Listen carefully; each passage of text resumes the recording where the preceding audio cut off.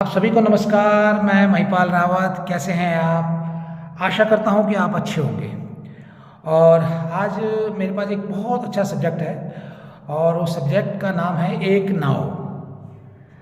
और उस नाव के बारे में मैं कुछ शब्द रखना चाहता हूं। जैसे कि आप जानते हैं, नाव हमारे जीवन का एक महत्वपूर्ण प्रतीक है। यह हमें पानी के पार भी ले जाती है, जैसे जीवन की नाव हमें कठिनाई के पार ले जाती है।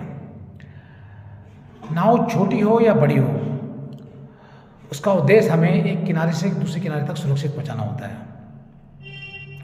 नाव हमें सिखाती है कि संतुलन और धैर्य से ही सफर पूरा होता है।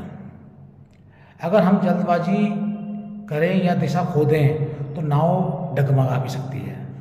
ठीक उसी तरह जीवन में भी संयम और सही दिशा होना बहुत जरूरी है।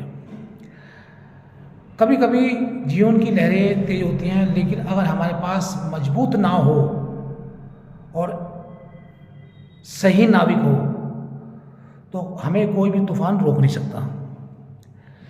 और मैं ये भी कहना चाहूँगा कि एक ही नाव पे आदमी सवार हो तो वो अपनी मंजिल तक पहुँच सकता है। अगर इंसान दो दो नाव पे चलेगा तो मंजिल तक नहीं पहुँच पाएगा।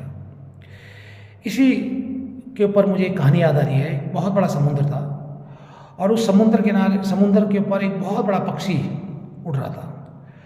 पक्षी बहुत मेहनत करके बहुत उड़ रहा था, पर वो समुद्र को पार नहीं कर पा रहा था। उसके दिमाग में एक बात थी कि अगर मैं नाव बदल बदल के चलूँगा, जो समुद्र के ऊपर नाव चल रही थी, तो हो सकता है मैं समुद्र पार कर लूँगा।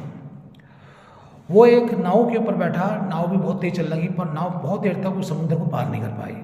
उसने दिमाग लगाया है, वो तो दूसरी नाव के ऊपर बैठ गया।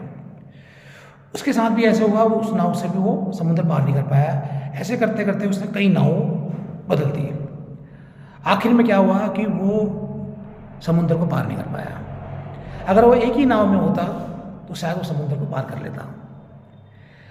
तो मिलते रहेंगे नई वीडियो के साथ। अगर वीडियो अच्छी लगी है तो लाइक करें, सब्सक्राइब करें और अपने जितने भी जानने वाले लोग हैं उनको सभी को बताएं। ठीक है?